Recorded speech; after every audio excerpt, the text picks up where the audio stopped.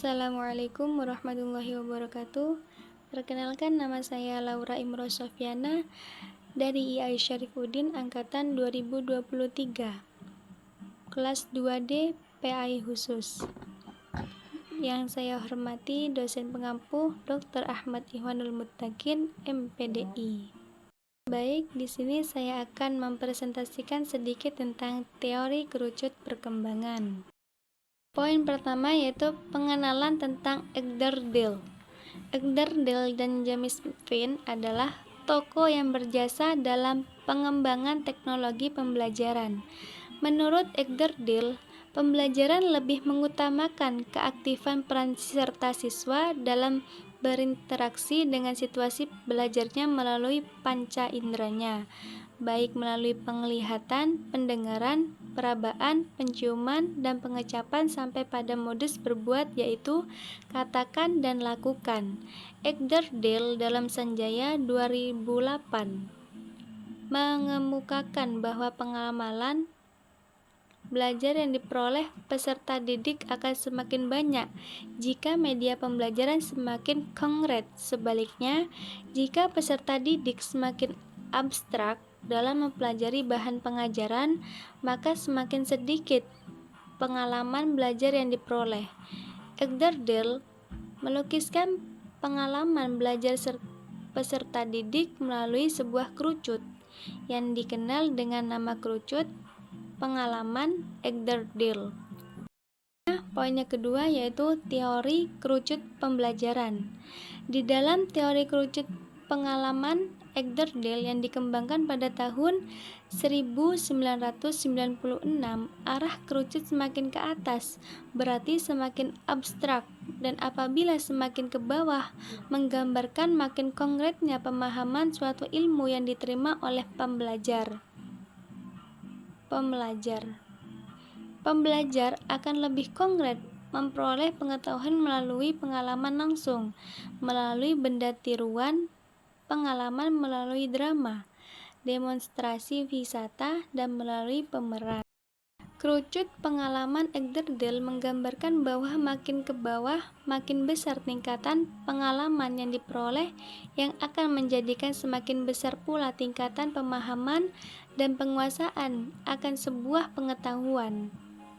Poin-poin utama dari rincian kerucut pengalaman Eckert-Dell yakni ada 3 poin. Yang pertama, kegiatan membaca atau tingkatan pemahaman 10%, mendengarkan 20%, dan melihat gambar 30%.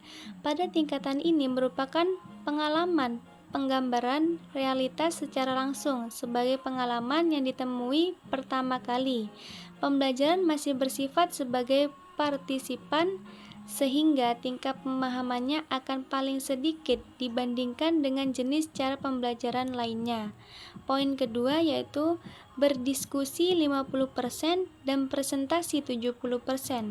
Pada tingkatan ini pembelajar sudah diberikan suatu bentuk permasalahan yang menstimulasi mereka untuk aktif berpikir.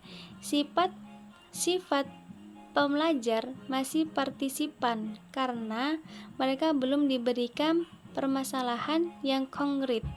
Dan yang ketiga, bermain peran, bersimulasi, dan melakukan hal yang nyata 90%. Pada tingkatan terakhir ini, pembelajaran sudah bertindak sebagai pengamat yang turun langsung dan berperan aktif dalam sebuah permasalahan sehingga tingkat pemahaman yang diperoleh adalah tingkat yang paling besar. Di sini ada gambar kerucut, yaitu kerucut pengalaman. Yang diingat, baca 10%, dengarkan 20%, lihat gambar atau diagram, lihat video atau film, lihat demonstrasi 30%, terlibat dalam diskusi 50%, menyajikan atau presentasi 70%, bermain peran, melakukan simulasi, mengerjakan hal yang nyata yaitu 90%. Tingkatan keterlibatan verbal, visual, terlibat, berbuat.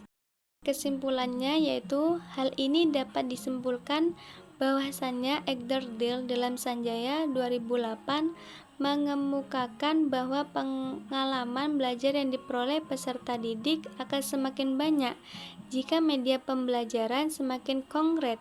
Sebaliknya, jika peserta didik semakin abstrak dalam mempelajari bahan pengajaran, maka semakin sedikit pengalaman belajar yang diperoleh. Egderdil melukiskan pengalaman belajar peserta didik melalui sebuah kerucut yang dikenal dengan nama kerucut pengalaman Egderdil untuk mendapatkan pengalaman belajar dengan mudah.